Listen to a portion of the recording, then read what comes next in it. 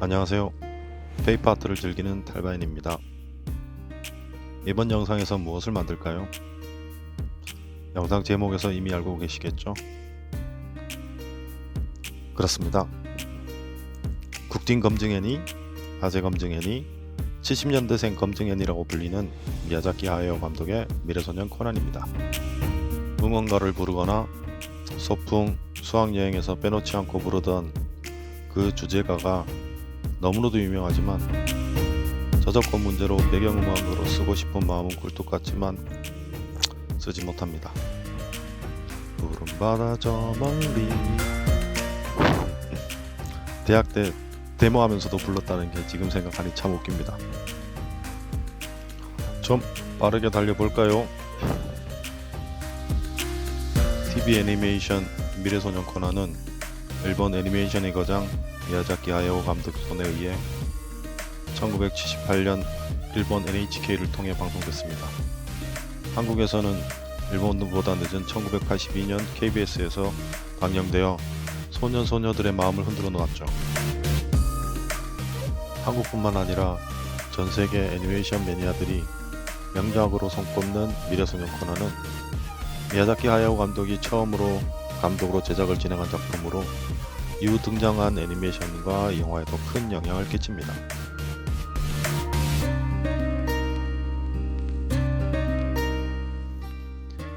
미래소년 코난의 원작은 1979년 세상을 떠난 미국 소설가 알렉산더 케이의 소설 남겨진 사람들인데요. 원작 소설은 초자력 무기로 인류가 스스로 멸망해버린 지구를 무대로 17살 소년 코난이 독재자 다이스가 군림하는 공산주의 사회 인더스트리아에 맞선다는 내용을 담고 있답니다. 소설은 미국과 소련의 냉전을 이야기 배경으로 삼는 등 정치색이 강한 작품이라고 합니다. 안 읽어봐서 모르겠습니다. 기회가 닿으면 한번 읽어보겠습니다. 정치색이 짙어 미야자키 감독은 어린이 애니메이션에 맞지 않는다고 생각했고 이 때문에 소설 내용대로는 애니메이션을 만들 수 없다고 주장했다고 합니다. 결국 미야자키 감독은 소설의 설정과 스토리를 크게 변화시킬 수 있다는 조건으로 감독직을 수락했습니다.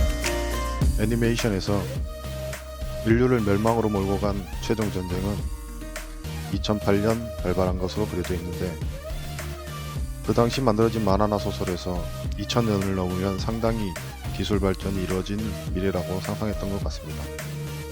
제가 어렸을 때도 21세기에 관한 이야기를 학교에서도 많이 했으니까요.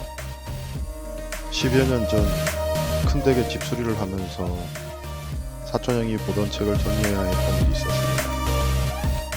책들 사이에서 정확한 제목은 아니지만 무궁화호 어쩌고 저쩌고 하는 책을 살짝 펼쳐보았더니 첫 문장이 1996년 대한민국 무궁화호는 우주로 출발한다는 그런 우주 모험 소설이었습니다.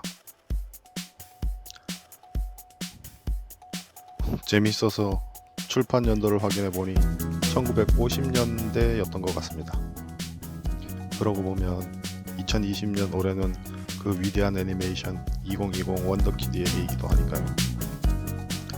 아무튼 2008년에 다행히 최전전쟁이 일어나지 않아 우리는 그때의 애니메이션을 추억할 수 있는 것이겠죠. 애니메이션 속 초자력 병기는 핵무기 이상의 위력을 가졌으며 이로 인해 지구상의 5개 대륙이 지형과 지축이 뒤틀리면서 전 세계의 수많은 도시가 바닷속으로 잠깁니다. 코난의 이야기는 전쟁으로부터 20년 뒤로 소년 코난은 추락한 우주선의 생존자로 할아버지와 함께 섬에서 생활하고 있습니다. 코난은 어느 날 섬 해안으로 표류한 소녀 라나를 만납니다. 라나는 과학도시라 불리는 인더스트리아에서 온 전투대원들에게 납치당하고 코난은 전투대원들에게 죽임을 당한 할아버지를 땅에 묻고 라나를 구하기 위해 인더스트리아로 향합니다. 인더스트리아는 전쟁시대에 남겨진 거대 삼각탑을 중심으로 형성된 도시로 인더스트리아 지도자는 태양 에너지 시스템을 부활시키기 위해 관련 기술을 가진 라오 박사를 찾고 있었습니다. 라나는 라오 박사의 손녀죠. 레프카는 태양 에너지 시스템으로 도시 지하에 보관되어 있는 폭격기 기간트를 부활시켜 세계를 정복하는 것이 목적이었습니다. 기간트는 정말 멋집니다.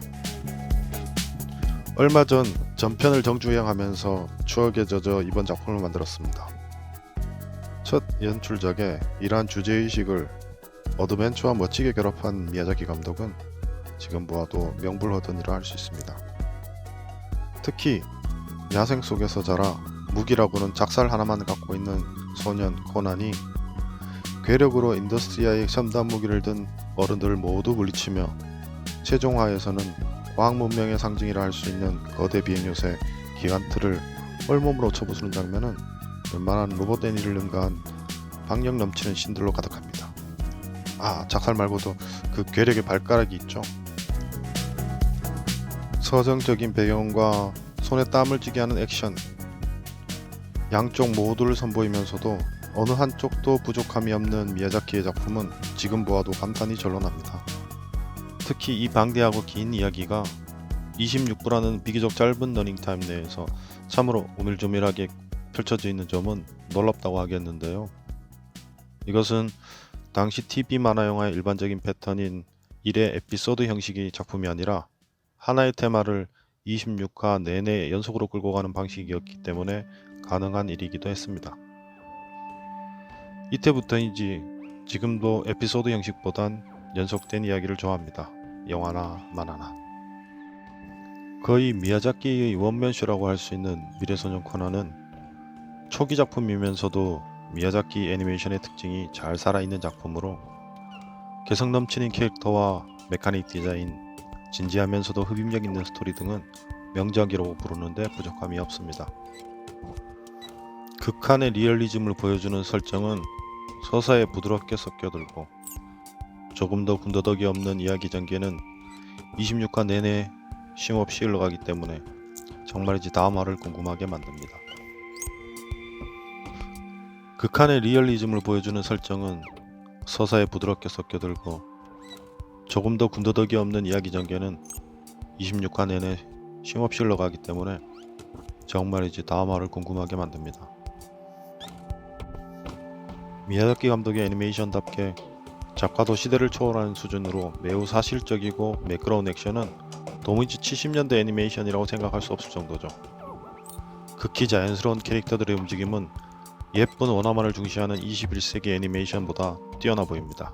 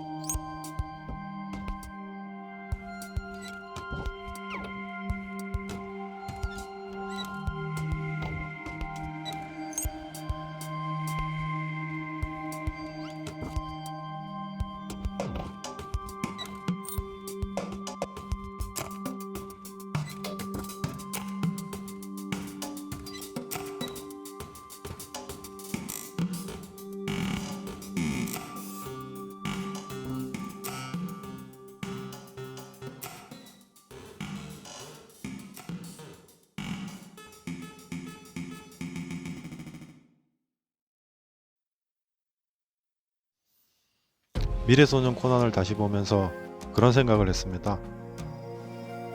지금이야 세월이 좋아 이렇게 편하게 보고 싶을 때 보지만 그 시절엔 매일 저녁 기다리며 즐거웠는데 그리웠습니다. 그 시절 코난도 그립지만 코난을 좋아하던 그 시절 내가 그리웠습니다.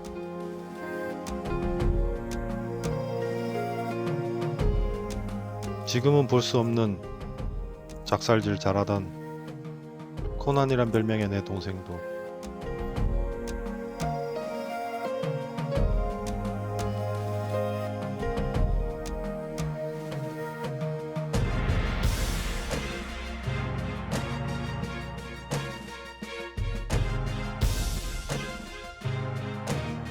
만들면서도 자꾸 미소가 지어지고 우리 아이들에게도 꼭 보여줘야지 하는 그런 생각이 드는 미야자키 하야오의 미래소년 코난.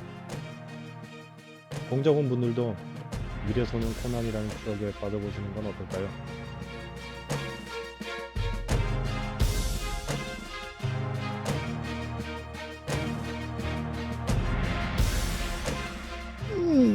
다 만들었다.